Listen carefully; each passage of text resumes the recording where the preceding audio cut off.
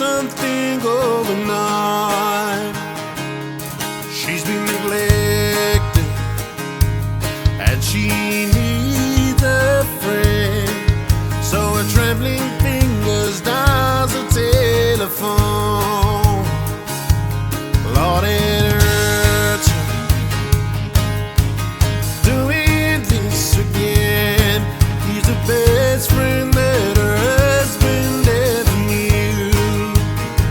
Oh, knowing she's lonely, he's more than just a friend. He's the one she longs to give her body to. Oh yeah, daytime friends and nighttime lovers, hoping no one else discovers where they go and what they do in the secret hideaway.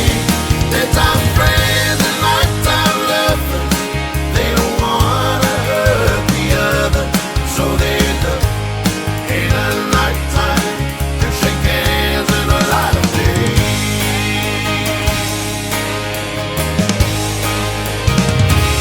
When it's over, there's no peace.